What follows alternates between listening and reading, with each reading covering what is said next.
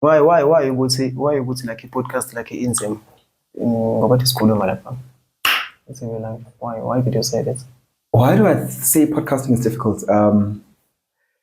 Where do I start? I mean, I've been doing podcasting for 2 years now, and the equipment, the tenacity, the passion, ukuthi uqhubeke and just remain, being a broadcaster, keep listening, keep being able to get, when you have a conversation with there are energies that you get. Podcasting does that to you as well. So you need to be cognizant of that. Also, Pella, we're not just shooting for fun. There has to be some sort of revenue engenayo from when you are shooting.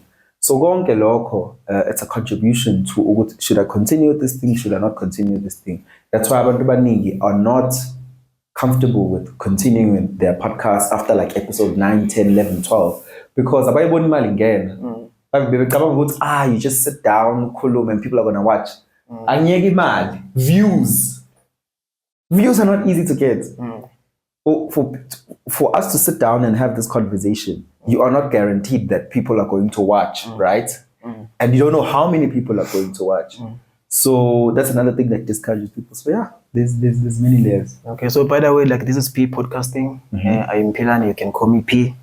Some of my friends, like they call me Men P. I'm Pilani, and I know that some people at home, like they don't know who you are. Okay. So I would love for you to introduce yourself to them. P podcasting is the name of your podcast? Yes. Okay. Yes. LungeloKM, popularly known. I'll give Pilani the privilege as we go along to interrogate what the KM stands for. I've got a show called Engineer Your Life. It also lives on YouTube. It's just a show where it's conversations about finding your inner power and growing. Engineer Your Life. The name comes from the fact that I'm a professionally registered engineer with the Engineering Council of South Africa. So I work as a professional engineer with governments, with private sector companies, a whole bunch of people as an engineering consultant. So if I'm not on camera, that's what I'm doing with my days, with my clients. And yeah, I'm 30 years old this year. So it's been a long life. And I've been through quite a bit, man. I've been through quite a bit. Yeah, I think that summarizes what I do in essence. But yeah, I think as we go along, we'll learn more. We'll cover it. Okay, so I have to appreciate you first. Like I'm grateful for the opportunity to welcome you, to welcome me in your sweet home. And also to me, you are like an OG. Wow, really? Because you know, because when I post on Instagram, like you always like give me feedback, like well done, Pilani. Keep pushing, something like this. So like I'm grateful for this, and I know what this means. Like it's mean like a lot. And you are big. You don't have to go to a platform like this one, which are like a small, and give people like me like an opportunity. So I'm really, really grateful. Cool, man. Okay, so let's start here. Yeah. Why this? Why did you have this in your house? I used this particular room as a studio for, if you go on my platform again, Engineer Your Life, you'll see we have a show called Politics Are Life, which ran just for about over a month, 6 weeks. And it was dedicated to the run-up to the elections. So part of the set was having the South African flag, so that you can be patriotic. We had a number of items that were relating to the South African colors. That's all. That's the reason. Like, did you vote? Absolutely. Is my thing? Oh yes, my thing is gone because I did my nails yesterday. But I did vote. Yeah. So what are your thoughts in terms of the outcome of the results?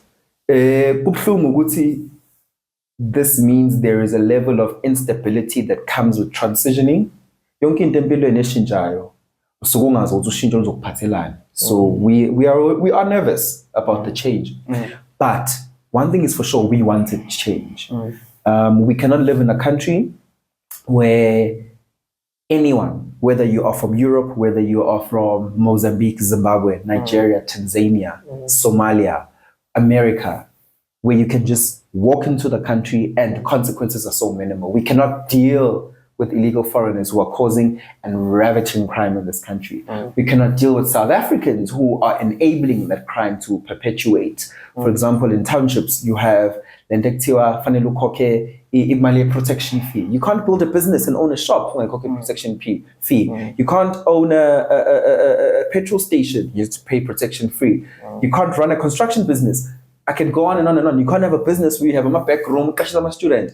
Every single business where a person is just trying to feed themselves and their family, there's crime. You work hard, you drive your nice car, you get hijacked, you get kidnapped. I could go on. We have so many social ills. We have problems in our hospitals where our healthcare system is dilapidated. Our healthcare system is struggling with the number of people who are in the country. We have classism as an issue amongst black people, where we are classes towards one another because we're unable to pilisana kahle. We have racism. We have so much going on. We have sexism. We have unfair treatment of the LGBTQI community. We have unfair treatment of women, GBV and femicide. We have men who can't report crimes that happen towards them because the world no longer focuses on what nendo. So there's so much that is wrong. And I think the outcome of these elections was a reflection of how much is wrong and how much civil society is desperate for that change. Are you happy with the outcomes? Did they reflect like what you just explained? Yeah, they definitely reflected the state of our consciousness. So as Amanda Basha specifically, we are conscious. So there are issues in this country and change must happen. The African National Congress, I for one, many who are watching this can disagree. Before this election, 2 elections ago, I voted for the ANC. And the reason I voted for the ANC is the oldest liberation movement that is still standing. Principles of the ANC, policies of the ANC speaks to me. It speaks about economic transformation that includes me as a black person. There's opportunities for me to get educated and for my future and the future generations to get educated. It speaks to empowerment of a black person like me. So you have all these policies that spoke to me, but then the more we digged deeper as the years went on, you realize, no, man, these policies are window dressing, and those who oppressed us are still in power. Those who oppressed us are still not struggling. Those who oppressed us are still controlling the means of production.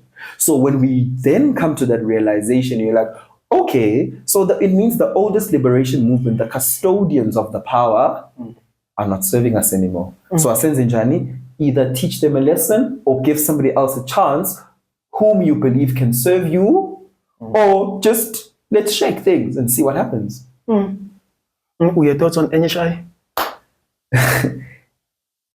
NHI right now, very few people understand it, and I'm one of them who don't understand it in how it's presented in the form. But universal healthcare, I'm for it through and through. I don't get why I should live in a country and there is no means for us to be encouraged to eat healthy, for our food that we eat it to be good enough, and why I should be paying exorbitant fees to remain healthy. I don't get that. It's unnecessary and it's stupid. Like, universal healthcare must happen for all of us. Okay, maybe let me try and unpack in my own understanding what is NHI, maybe see if maybe we can take it from there to also see if you can still make that decision. You said that this is not going to work. Yeah. So I think NHI is there obviously to neutralize the imbalance of the healthcare system. Yeah. Between the private hospitals and the public, right? So what they are going to do, they are saying they are going to take some cost and then tell all those medical aids not to cover those costs that they've already covered. In that way, if you are sick, the minimal sick, you can be able to go to the hospital, use the medical aid for that minimal sick. But for the big ones, you cannot do this at your own. I'm not sure if I'm explaining this properly. So who gets to go to these private hospitals? Okay, so let's say firstly, this is what they said. They said they're going to cut the medical aids. If they cut the medical aids, they're going to cover all the fees. Okay, so and then they're gonna introduce these funds, or they're gonna raise these funds, and then they're gonna make sure that the public hospitals are the same as the private hospitals. In that way, everyone who's sick cannot use the medical aid, can either go to private or public hospitals. So Is it not though?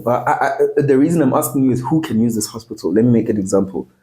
Right now, we're shooting in Johannesburg, Yes. in a nice suburb, and my understanding is that NHI is bringing healthcare closer to everyone, right? Because healthcare was far for some people. We are availing more healthcare, more capacity. So if you're saying I can walk, ngiyazi into ezolandela kuzothiwa njengey'kole ukwazi uku-apply kwisikole eseduze kwakho, ukwazi ukuya esibhedlela esiseduze kwakho.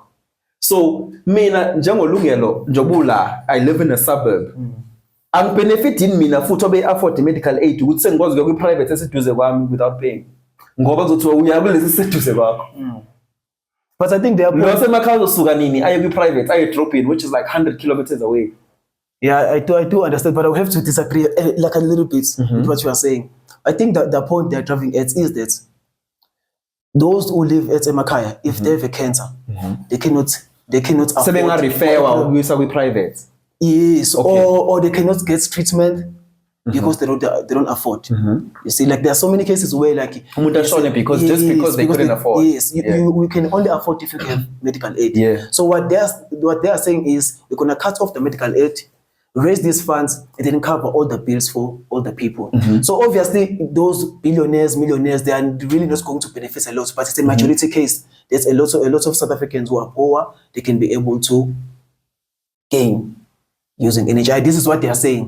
Because obviously the debate is the public hospitals, they are unfunctional. So we cannot afford to make sure that they meet the standard of the public, the private hospitals. So there is the whole debate. So I'm not sure if you are still on that point that I know you don't think it's going to work.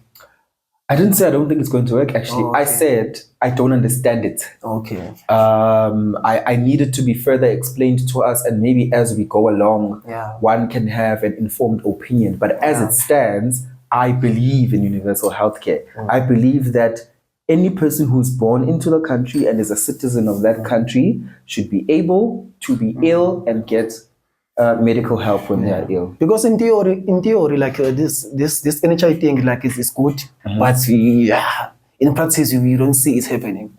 In practice, you really I think we still have another 10 years. Yeah, because also there's some of the things like they said, you know that there are some pharmacists that have their own practice. So some of the insurance they don't cover the cost if your levies whatever, but if you used that's practice for a certain maybe black pharmacist. So those pharmacists, they are complaining. They are saying some of the medical aid they don't cover the expenses that are coming from here from their customers. So if medical aid is shut down, anyone can go to any pharmacy. As a result, no one will be excluded, provided you are black or you are white or whatever. So in theory, I think it's sound good. But let's take it back because this is about you. This was just a by the way. Okay, so about your mom, I want us to start with your mom. Are you proud of your mom? Do you think everything that is happening in your life, your mom envisioned it? Geez, that's a crazy question because I mean my mother's late. She passed away 9 years ago. Yes. Her being proud of me, I think first and foremost, people love to say, especially about I don't know if it's a trauma bond or it's a response or a way of grieving. By the time we would see, I'm doing everything for my mom. I hope she's proud of me where she is. I'm doing things for God and me first. God is my center. God has centered me and has made me who I am. My mom, love her unconditionally till forever and ever. Loved me unconditionally till she passed away. But I'm not doing things for her. I'm doing things for myself because she was a vehicle of bringing me into this world, right? If she was alive, would she be a beneficiary of how far I've come? Absolutely, right? In her passing, is she definitely proud of me? I definitely think so because many decisions that I've made in my life have been good, have contributed positively to society. I believe that as an engineer, I'm deep within infrastructure projects that are happening in this country. So I'm contributing in a very positive manner to this country. So that is great. That is awesome, right? But with that said, I repeat, I don't do it for her. I do it for myself. And it's fine to do things for yourself, for God, for yourself, and the betterment of the community. Because I think we love being fixated on people who have passed. She ran her race. She was 45 when she passed. She ran her race. She did her best. She raised me to be a formidable young man. And that's all I can do. Otherwise, I'll keep on dwelling. It's, oh, Oma. I can't do that.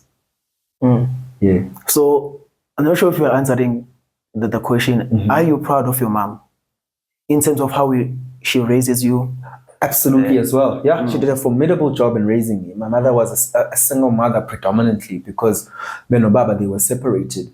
And everything she did was for me, which for me, I'm like, yo, when I look back, I'm like, this is crazy. This woman sacrificed everything for me. But it was important. I mean, I was born in 1994. It was just when democracy started. It was in the transition period for the country. So her having done this for me under that uncertainty and transition, for me to be where I am, for me to be well-spoken, I speak on cameras, I speak on platforms, my name is building, I sit in important boardrooms, that means she's definitely done a good job. But that's what I was saying. Uma wakho ngaba umfundisi, uma wakho ngaba uthisha, uma wakho ngaba upresident. It's up to you whether you are starting imfundiso and you run with them. So you are proud of yourself also. Yeah. Because you've done good for yourself. Yeah.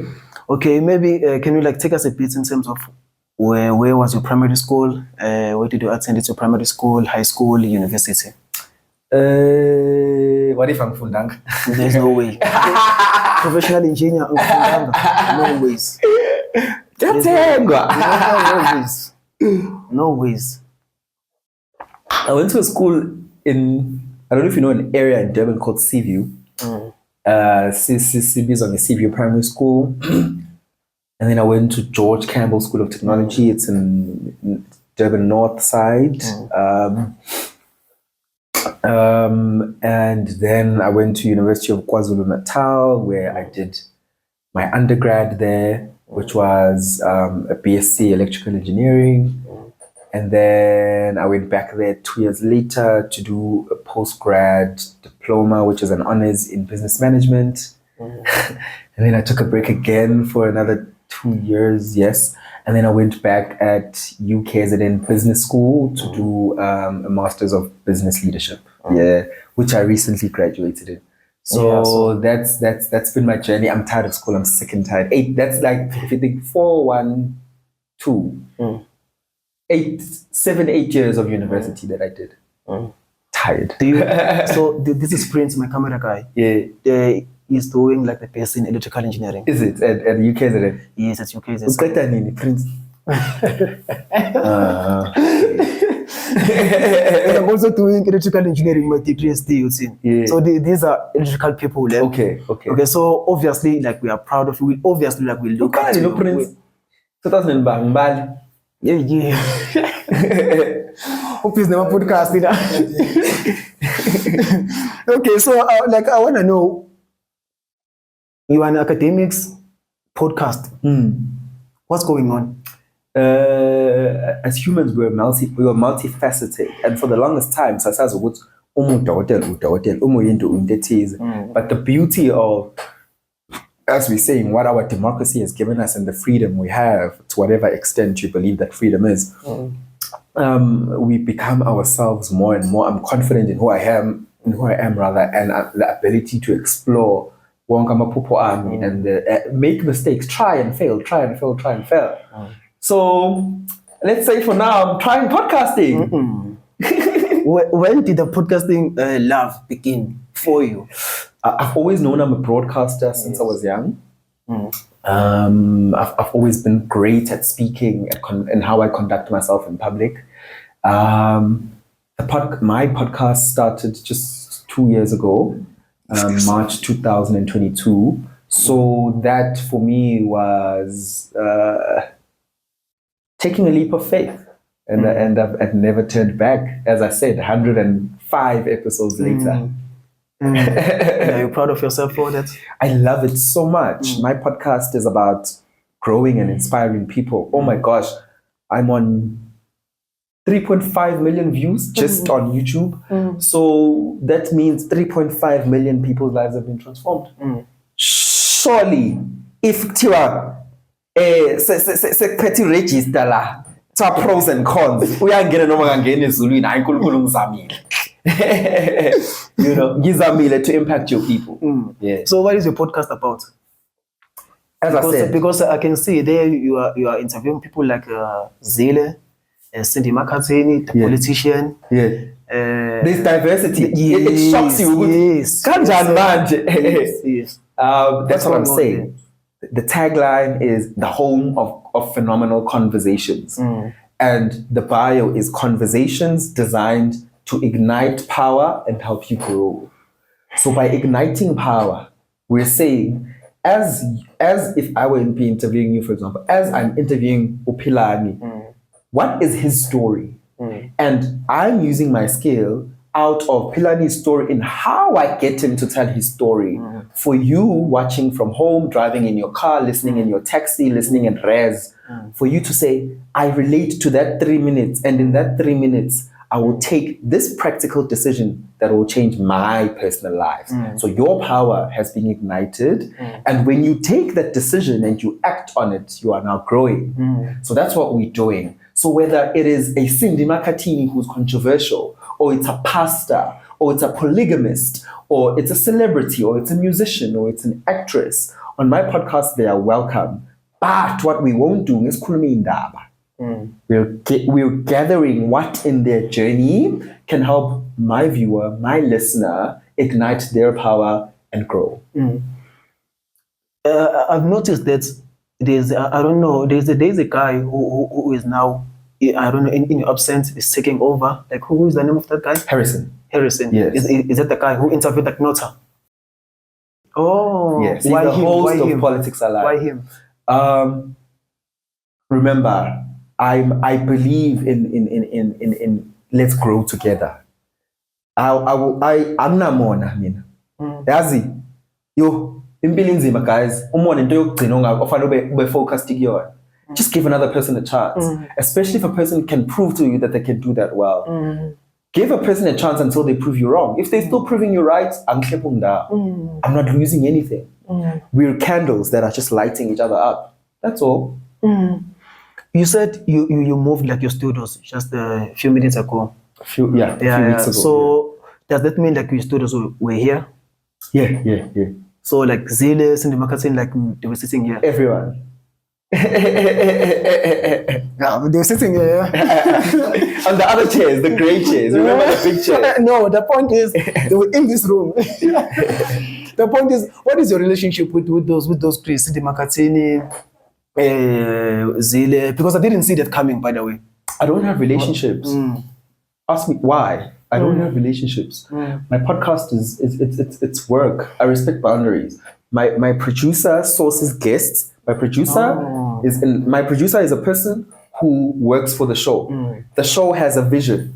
We hold meetings, we review the show, we hold meetings, we review the show, we set up the direction for the new month or the new few months, and we act accordingly to that direction. Of course, there are instances where things don't work out according to plan. But if my producer finds a Cindy Makatini and the Cindy Makatini is aligned with the show and that month, good. Out of the 100 and something guests I've had, I probably have 5 guest numbers. The rest of the guests have been my producer dealing with their management and whatever. And that 5 is only because I connected with that guest personally at a personal level after we've had that conversation. So, because that's all it is. I'm just a vessel. Then the cost. Who covers the cost? Is it like the channel on its own covers the cost? Because like I can see that the channel, the team is huge. I've got a videographer, I've got a sound person, My videographer also edits. I've got a short form content editor. So you must notice how the clips on Instagram and TikTok are high quality. Yeah. There's somebody, that's their only job.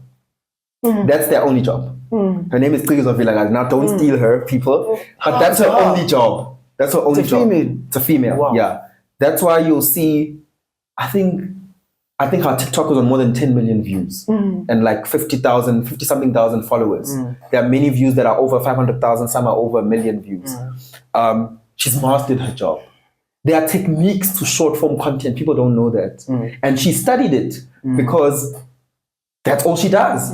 So, we all give each other a chance. There's Owetu, my producer. Owetu, by the way, something people don't know. He's all the way in Durban, so he works for me remotely. But he does this. Over to the people. Oh no. Oh, okay. He is all the way in Durban. He works for me remotely. Okay. Why? Because he gets me. He gets the vision. Okay. And work is about a trust relationship. So he works from Durban. I'm most of the time recording Johannesburg. Here are a few episodes in Durban. He works from Durban, sources guests, finds them, communicates with me. We hold meetings. We approve the guests. Sets up the guest. The guest comes to studio. His part is done. The guest meets me in studio. The guest meets my videography team and my sound team. And then the cost, who covers the cost? I'll get there. Right. The guest meets me. Now Lungelo kicks in. Okay. I have the conversation on camera. My videography team and my sound team is behind the scene. Conversation ends.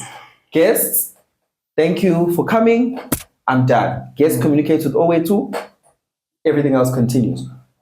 Guest Owetu comes back to the guest and says, "Hi, guest. In 2 days' time, your episode will be airing on Tuesday at 12. I will be sending you the links for the episode. I will be sending you the links for the short form content. Should you wish to post the short form content on your own platforms as well, the episode airs. First, the editor edits the episode. Episode is uploaded on the back end as the editor has their own permissions to the channel. What comes in, she has her own permissions as the short form creator, downloads the episode, edits it into short form, into clips, the relevant parts that are clips worthy, adds captions, adds the sound effects, sends it to Owetu and I on Tuesday morning to download from the drive so that we post it on the social media platforms. So you see the machinery of 5 people to create the platform, because it is a platform that is pitching at that level now. It didn't pitch at that level a year ago, a year and a half ago. It was still a baby, but now it's a toddler that's found its feet. That's why it's employing 5 people. Soon it's going to be a child, a teenager. Then it might employ 10 people. And then it becomes a media conglomerate and employs 20 people. Because, as I'm saying, the candle must keep lighting the next person. You asked about the costs. Every time the channel grows in terms of numbers, it means your revenue grows because the channel is monetized. So every time the revenue grows, because I don't need the money, because I've got my own businesses that I'm busy with, I reinvest the money. I keep reinvesting the money to make the channel bigger and bigger and bigger. That's why it employs 5 people at the moment, because Imali just keeps reinvesting it to make it bigger. As I said, we moved to a studio now. That's a new milestone for us. We're now in a bigger studio. We have great furniture, nice cameras. In our studio, you get there's nice water. The guest gets nice tea. Depending on some guests, if they're nearby, they'll drive themselves. Some guests, they will require to be Ubered. Some guests will get a driver to fetch them. So but where does all this come from? The people who watch. So what is the responsibility of every single team member? Can you see how every team member plays their part to push this final product of an episode and all the nitty-gritties around producing an episode? And an episode being good is imperative at this level that we're all working on. Because thing is, if your short form content is bad, then the episode won't go viral. And if the episode doesn't go viral, it means it doesn't do well on YouTube. If it doesn't do well on YouTube, so far it is well done. My end. Yo, I can see like the level of professionalism while you are explaining. Yes. Where does that come from? I think because I'm in business, I'm in corporate, I've built that professional muscle. So everything I do, I professionalize it. I think I'm a very kind person, but the people I work with will tell you, Wuti, I'm not the nicest person. I want things done and I want things done on time. If you start slacking, I will show it to you. What I'm disappointed. But the team that I've been working with now, it's been almost a year, a solid year, and like I found my tribe. They get me. They know what we're doing. Nobody's ever late. Umuntu me late and then the rest of the team They see knows. the vision. Because they understand the vision. Do you know why? It's because everybody also, everybody must be comfortable with their parts. Owet, who is the producer, is behind the scenes. He's not on camera. He's comfortable with making me look and sound good by the guests they bring and the type of content we curate. Same thing. Creating that nice short form content that has the best a song that or sound clip there, or has the best sound bite. She's not concerned about being on camera because she's fulfilling her own passion of being a short form editor, of being a video editor. So as long as everybody is performing in their grace, in their level of godness, then everybody is happy. Nobody wants to be a lungelo. And that's why it's called Engineer Your Life. But if you start looking at some of the branding, then it'll say Engineer Your Life with LungeloKM. But if you notice, most of my branding is not with LungeloKM because the entity must grow into a platform that is about wellness. I'm just a vehicle in this machinery who's the face. And that's why I'm comfortable with giving my seat to somebody else and say, you host this thing, as long as you understand the vision. The vision must continue. The vision is bigger than me. I could wake up tomorrow and say, I'm tired of this thing, but the vision must continue. In terms of whether it's entertainment or podcasting space, what is the difference between the KZN guys and the Joburg guys? Because you've been from both sides. Yes. You can talk about in terms of the togetherness. Or I'm sorry, but KZN people are unprofessional most of the time. Disrespect isikhathi, disrespect ama-platforms abantu, uthathelana phansi, kubukela abantu phansi kancane, ukuvimbelana ngemsebenzi, ungasizani. Very few who are good, who'll be there for you, who'll be kind to you, who'll plug you, but majority they are not. Joburg people want to work. People are here to work. Without mentioning any names, like it's come across as you experienced something with the KZN guys. Can you give us a brief? Without you mentioning any names. I've had people who say yes to come into the show and they ignore my producer's calls 10 minutes before we're supposed to shoot. Because they undermined the show maybe a year ago. Some of them have seen emails, some of them have DM'd me personally, maybe in the last few weeks, because now they want to come on the show because their careers have stifled. Now they need something to boost them, and they realize that coming on the show does something for your brand. It is what it is, it's life. Many instances where people just have undermined me and what I do because maybe they don't know who I am. Because I'm having no. People find out like, oh, man. And then when they come back, now it's not good. It's not real. I was telling, like, you see, while you were explaining this, like, this is what exactly like I was going through. Like, KZN versus Joburg. I was telling that the guys, do you know Tuzi Klope? I'm not really, I don't. The guy from the Joy. Okay. Yeah, Tuzi Klope and Pelelani. I was telling them on face, I was like, guys, we need to support each other. We need to support each other. They think they are, no, it's an ego thing. They think they are too good for you. You will never be, by coming to your channel. All I'm doing, because I have a name that I've built, is lighting the candle. ayikho inhlombe esukuzomlahlekela umuntu. Especially if, for example, like what happened with us, you contacted me on a day where I was available, so it was convenient. So why would I say no? Unless it really is an inconvenience, a genuine inconvenience, where it's me going out of my way to assist you, and I feel like there's hardly anything I'm getting, which also is a bad mentality. But I understand why somebody would say no. I understand me. Because I don't even feel like nyaksiza. I'm just, you're a guy, you're trying, you put resource into what you're doing, and I'm honoring you putting resources into what you are doing. Because like it should be like this. If I had it hard, I must not allow the next person to have it like hard. Not in South Africa. Now, okay, enough about that. I've always like wanted to ask you about this question. I'm always fascinated about your fashion. Everything you do is it's artistic. It's like you take everything so serious. Why you chose the style of dressing? You chose, especially online. Yeah. I'm obviously intentional about the personal brand I've created online and what people see in person. Obviously, the people whom are close to me and whom I love dearly, they get to see the more crazier, like goofy side of me, where I'm free, I'm in shorts, I'm in gowns and everything. But not to say that what's online is not the real. Yeah, by the way, why did you take off the gown you were wearing? I saw it's written like Lungelo.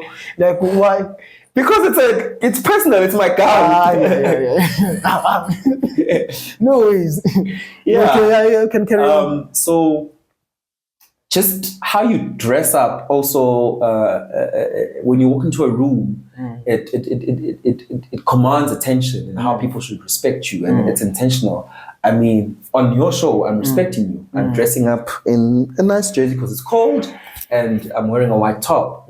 But if you were on my show and I'm hosting, I wear the same outfit every time with an EYL dot since 2022 T-shirt. Because for me, like you're doing, it's branding my product, right? So there is an appropriate dress code for each and every outfit, for each and every occasion. Yeah. Where do you see yourself? Like, are we going to see you in radio hosting, TV, presenting? We need to decolonialize our brains. In 2020, in lockdown, just before lockdown, when everybody still watched a lot of TV, internet was still expensive. Because lockdown actually helped internet to become cheaper because everybody was home and people were working from home. So networks had to be competitive because everybody is demanding of the internet. Before that, I'm a network saying it's a busy data or 1 gig is 300 rand. Man, you say I would total 7 days, 1 gig, 29 rand, right? People were watching TV because it was free to air. People were listening to radio. Uzalo had 10 million viewers in 2020. Today it has 4 million viewers. That's a 60% drop. TV is still free, but data has become cheaper. Podcast and Chill averages on 2-3 million viewers a week. Engineer Your Life averages on 500,000 viewers a month. Justify averages on 5, 6, 7, 800,000, 1 million views a month. I could go on and go on. The Own Narrative podcast averages on 500,000 viewers a month. What is that telling you? Somebody else lost 60%, somebody else is gaining. Where 60% should come allow and where did it go? To us. To MK Party. It went to us. So what is that saying to you? Ungazibukeli phansi Lungelo Philani and think that going to TV or radio is a goal you must aspire to. I'm sorry, but there are TV, radio people who DM us because they are shocked at how we are doing what we are doing. Because this is the difference between a Lungelo, a Justify, a Promise Makunyane, and a radio personality. A radio personality, how many of them right now on Instagram, TikTok, YouTube, Lungelo, who's never been on TV or radio, has more followers than them. But they are supposedly listened to in a big regional commercial station or a national commercial station. They are listened to by 2-3 million people on a daily basis. But they can't make up the followers that I have. The reason I'm using followers as an example, it's because I have an engaged audience on my channel that genuinely takes out their phone, takes out their TV, takes out their laptop and says, "Ulungelo uposting, we engineer your life. What in your spend the next hour of my life watching, concentrating, and learning from this." Law was a radio on 3 hours. 3 hours daily basis, but didn't manage to gain even a following of 25,000 people on Instagram. Is it not because your audience akele ubolekwe radio station? And if you contract Pela in the audience on the radio station, I have an eye. As digital creators, what is beautiful for us, our audience is authentic, attentive, they log on for you, and your audience is yours. No one can take it away from you. So if they can come with an offer, like TV offer, radio offer, what are you doing? Definitely not desperate for any of those. If they do not make sense to what I am doing. Of course, as a broadcaster at the core, I can broadcast on these other mediums as well. But there is no offer that compromises what Engineer Your Life stands for that I'll ever take. No. Engineer Your Life is the bread. It's the king, and it will remain the king for as long as it still makes sense in my life. Which for me, I'm in here for the long run. I'm in here for the long run. This is not my first time telling you, like, how you are killing it. You know? In case I tell you, number one, in my own view, like, in South Africa, you're number two. Thank you. Thank you. You are doing it. With that said, why did you name the show Engineer Your Life? And why did you decide to have like your merch? I'm an engineer by profession, so it made sense. Engineer Your Life. It speaks to the igniting power conversations thing. So that's where Engineer Your Life comes from. Because the show is about what you're doing with your life and the impact that you're causing in your life and the decisions you've taken. Merch. No, I don't have merch. I'm the only one who wears that that t-shirt, and it's intentional. It's just about branding and creating an identity for the show, because there's something about familiarity to an audience member's mind. That's why each and every one of my episodes looks the same. Just a different guest. So it looks the same. So when the audience member clicks, they know what to expect. You know, those massive gray chairs that I sit on, where some of the guests' feet don't touch the floor. I hang my socks there. You know, it's that continuity and that consistency. And why did we do that? Go to the Oprah Winfrey Show. Go anywhere. Internationally, go to Jay Shetty, go to Stephen Bartlett, those big podcasts around the world. They operate at that level. And I believe as Engineer Your Life, we're operating at an international level. My latest episode with Lesego Mogai. Lesego Mogai is married to a man who's 20 years older than him. They're in a polygamy, and the man is an archbishop. That episode, I checked this morning, only 42.6% of the views are from South Africa. So 57.4% of the views are international. That's the impact of podcasting. You know, you cross borders. But why I'm telling you this is because my podcast pitches at the level of these international podcasts because of the production quality. Umuntu say USA, Nigeria, Taiwan, because these are the countries I was seeing. USA, Nigeria, Taiwan, UK, Bolivia, Tunisia, all over the world. These people can log on. I'm well-spoken. I'm speaking in English, in a language that many people understand around the world. It's the production quality looks like TV, so they're gonna watch. That's the importance of pitching at that level, because whether they're on Showmax, Netflix, Engineer Your Life, it looks same quality. Is a broadcaster or a podcaster who inspires you? That's number one. Number two, as an individual. Broadcaster, Oprah Winfrey inspires me. Oprah Winfrey did the Oprah Winfrey Show for 21 years, and she shot 4,000 episodes. So I'm saying,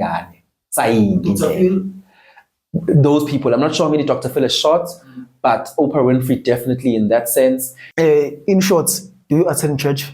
Are you a church guy? I'm a born again, blood washed believer, son of God. Yes. Where? Yes. I will not share where for purposes of my safety, because the same way I don't share where I stay, where I work, those reasons. But yes, I'm a believer. I'm submitted to a church under leadership of the men and women of God who love God, and yeah. Okay, are you in a relationship? Yes, I am.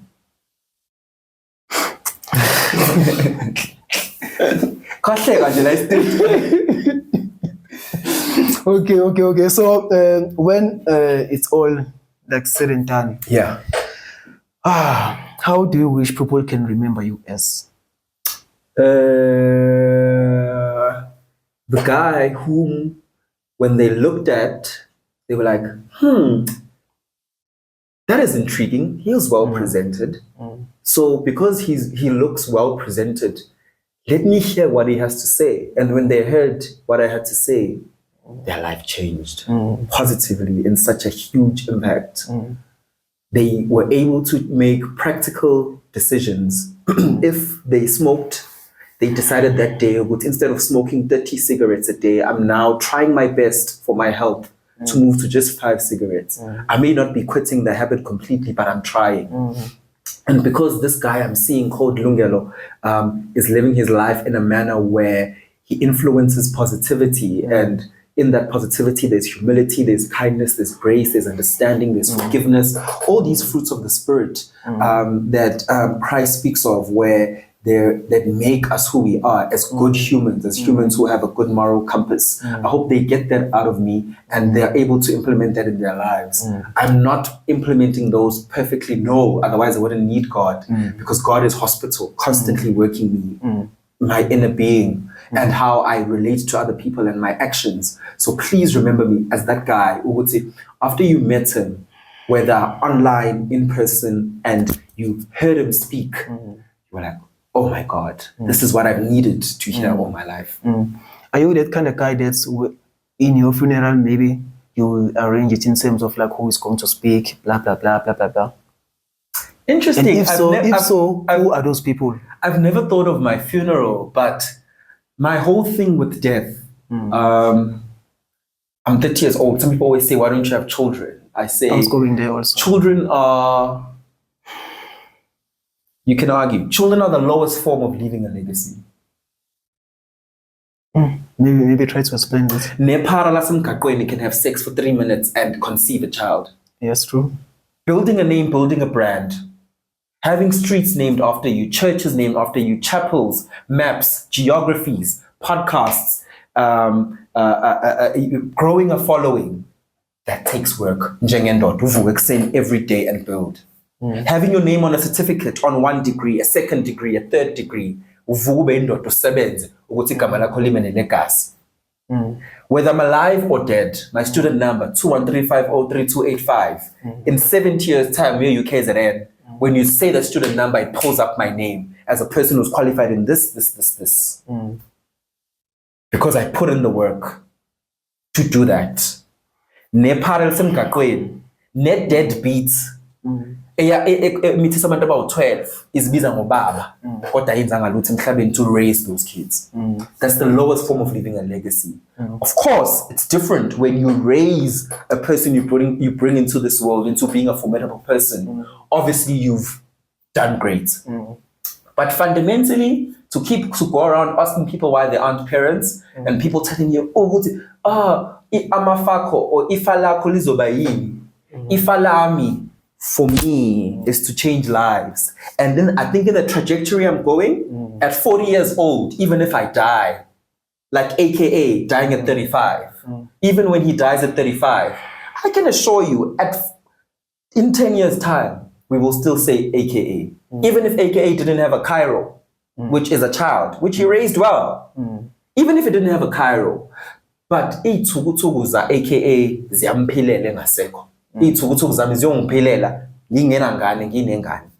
Because I'm leaving a legacy every day throughout how I conduct myself. Like, I'm trying to absorb what you just said right now.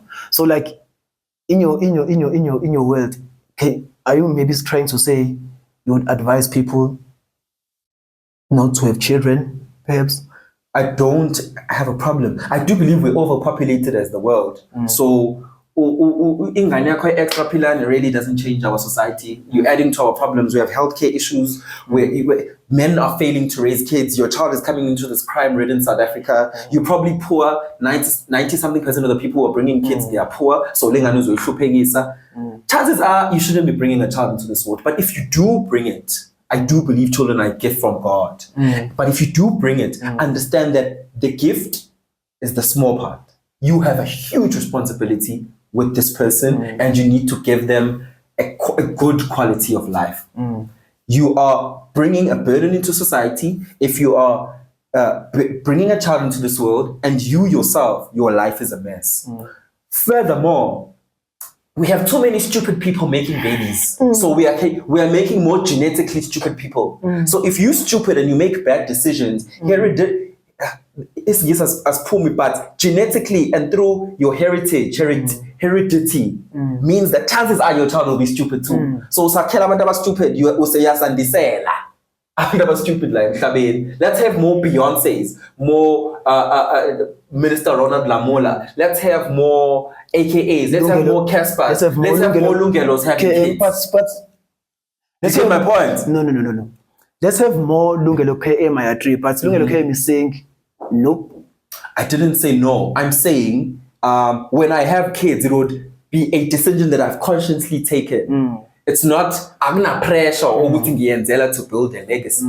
Do you get what I'm saying? Yeah. That's because I have my own reasons, which I might not share here, but I have my reasons of why I believe children should be had at a certain time for my life, not as a standard. Which abantu must have children in circumstances that is, but for my life, I must have kids when this and this and this is this and this and this is in place, or when I've done this and this and this for myself.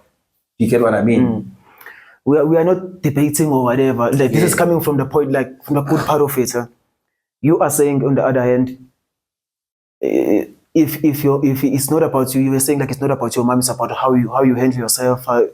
Do you remember when you said like you are proud of yourself, then to be proud of your mom, but it doesn't mean that you are not proud of your mom. But if you are saying people who are stupid and give birth to, the chances are they will give birth to stupid people. Yeah. Isn't that like a contradiction? Because it's not about your mom.